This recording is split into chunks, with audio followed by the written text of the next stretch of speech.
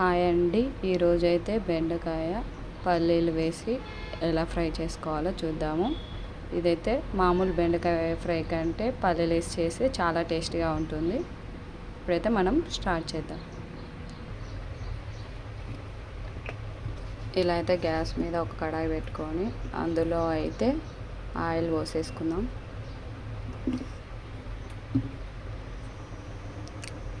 ఇలా ఆయిల్ కొంచెం హీట్ ఎక్కాక ముందుగా అయితే అందులో పల్లీలు వేసుకొని ఫ్రై చేసుకొని పక్కకు పెట్టుకుందాం.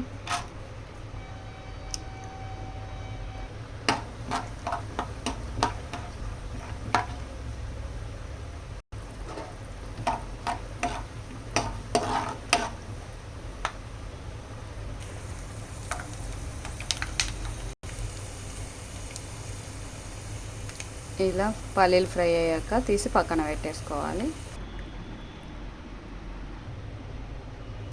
అదే కాగిన నూనెలో పోపు గింజలు, కరివేపాకు. నేనైతే కరివేపాకు కొంచెం ఎక్కువనే వేస్తాను, ఎందుకంటే మా ఇంట్లో చేస్తుంది కాబట్టి.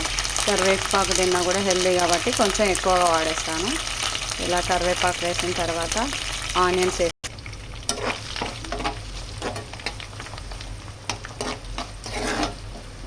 ఆనియన్స్ వేసుకొని ఒకసారి అయితే కలుపుకుందాం. ఇందులో కొంచెం అయితే సాల్ట్ వేసుకుందాం, తొందరగా మగ్గుతాయి ఆనియన్స్.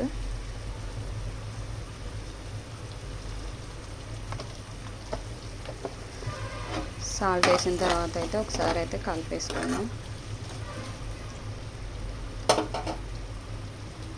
ఒక 2-3 మినిట్స్ ఆనియన్ అయితే ఉడకనిద్దాం. ఇలా ఆనియన్స్ మగ్గిన తర్వాత అయితే కొంచెం అయితే అల్లం పేస్ట్ వేసుకుందాం.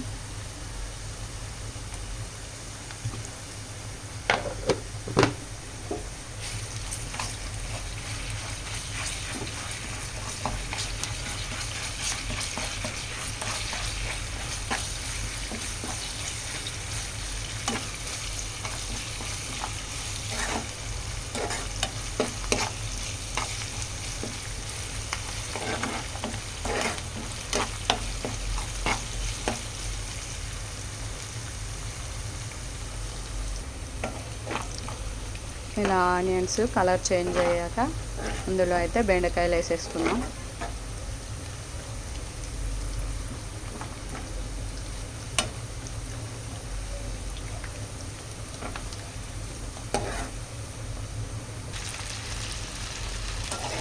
ఇలా బెండకాయలు వేసుకొని అయితే కలిపేసుకుందాం.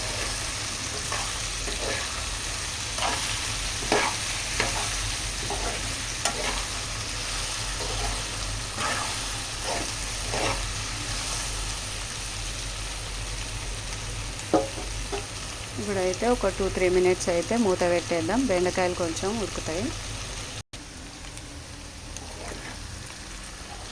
మధ్యలో ఒకసారి అయితే ఇలా మూత తీసి అయితే కలపండి. బెండకాయలు అయితే ఎక్కువ కలపకూడదు, ఎందుకంటే ముక్కలు ముక్కలు అయిపోతుంది.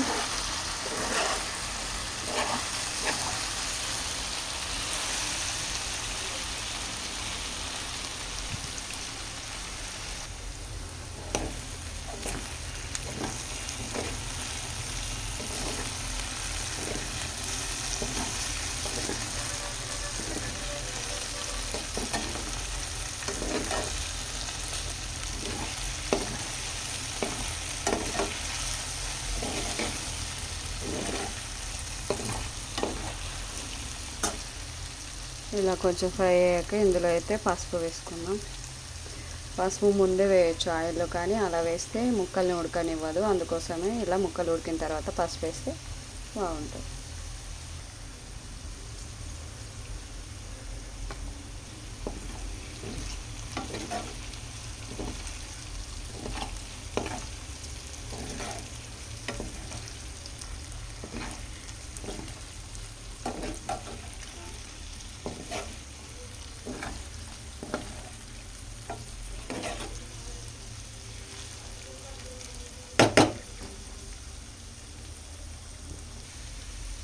ఇలా బెండకాయలన్నీ ఫ్రై అయిన తర్వాత ఇందులో అయితే కారం వేసేసుకున్నాం.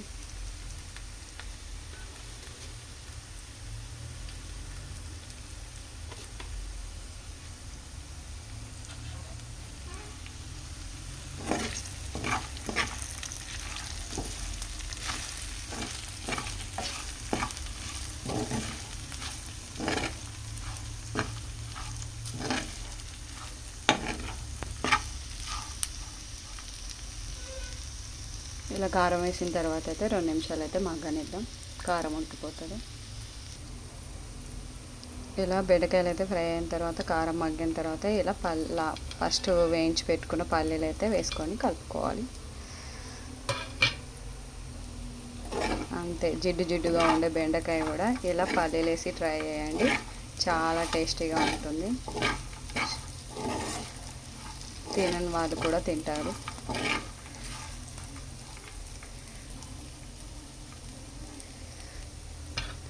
ఎంతో టేస్టీగా ఉండే బెండకాయ పల్లీల కర్రీ రెడీ అయిపోయింది. మీరు తప్పకుండా ట్రై చేయండి, చాలా బాగుంటుంది.